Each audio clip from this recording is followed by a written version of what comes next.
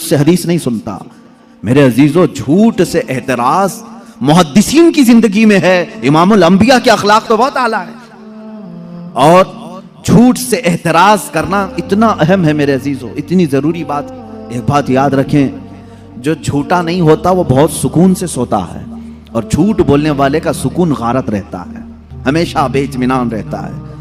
ایک سچ کو چھپانے کے لیے اس نے جھوٹ بول دیا, لیکن اس جھوٹ کی لاج رکھنے کے لیے اس کو اور 100 جھوٹ بولنے پڑتے ہیں. اس کے علاوہ الگ الگ گڑنا پڑتا ہے. دوسرا جھوٹ, پھر تیسرا جھوٹ, پھر چوتھا جھوٹ. یہ جھوٹ اخلاق ذمیمہ ہے, گرے ہوئے اخلاق میں سے ہے. اور میرے آقا صلی اللہ تعالی علیہ وسلم کے اخلاق اس جھوٹ کے اپوزٹ ہے. حضور اکرم صلی اللہ تعالی علیہ وسلم کے لقب میں صادق نام ہے. کیا آپ نے نہیں سنا حضور صادق الامین ہے؟ اللہ کے نبی صلی اللہ تعالی علیہ وسلم کے اخلاق کو اپناؤ میرے عزیزو, جھوٹ کو اپنی زندگی سے نکالو, یہاں تک کہ اپنے بچوں کو بھی اس کی سختی سے تاکید کرو. فارسی میں ہم نے ایک مقولہ پڑھا تھا, دروغ گورا حافظہ نہ باشد. جھوٹ بولنے والے کی یادداشت کمزور ہو جاتی ہے, اس کو یاد نہیں ہوتا. قرآن یاد کرنے والا ہو, کوئی بھی کتاب یاد کرنے والا ہو, وہ یہ سمجھ لے کہ جھوٹ بولے گا تو اس کا حافظہ کمزور ہو جائے گا, یادداشت سلامت نہیں رہتی. جھوٹ ایک ایسی نحوست ہے جو انسان کی زندگی کی طمانینت اور اس کے سکون کو غارت کر دیتی ہے.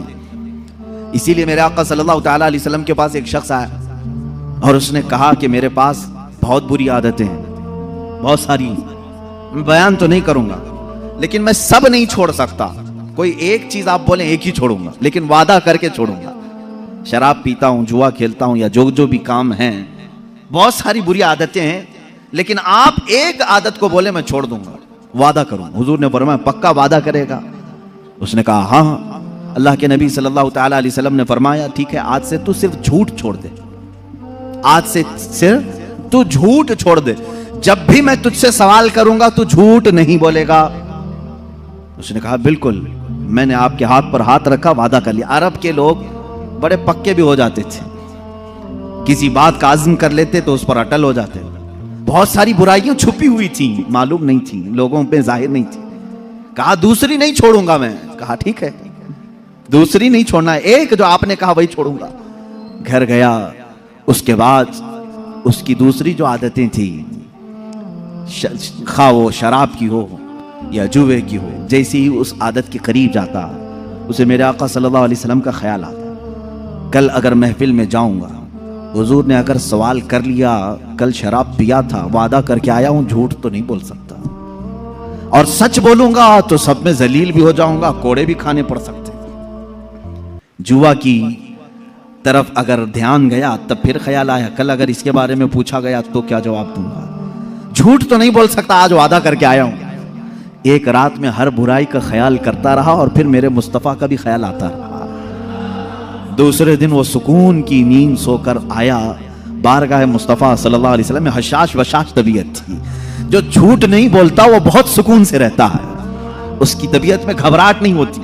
حضور پاک صلی اللہ تعالی علیہ وسلم کی محفل میں آیا اور جو اس نے سوچا تھا وہی سوالات حضور نے کیا بھی.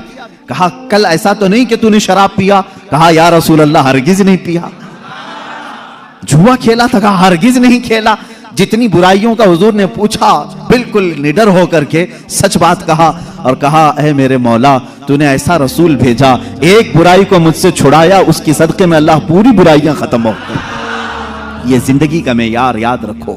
جھوٹ ام الخبائث ہے, برائیوں کی ماں ہے. یہاں سے بہت ساری برائیاں تمہارے اندر جڑ پکڑتی ہیں.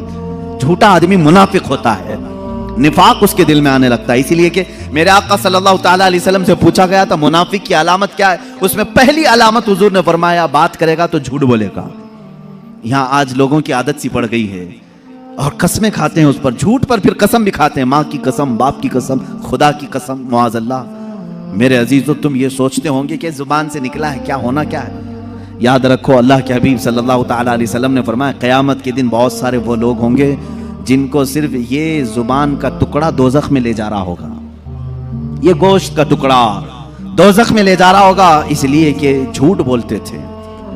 اور یہاں تک کہ ایک حدیث ہے, اللہ کے حبیب صلی اللہ تعالی علیہ وسلم فرماتے ہیں انسان پہلے جھوٹ بولتا ہے, پھر دوسرا بولتا ہے, پھر تیسرا جھوٹ بولتا ہے.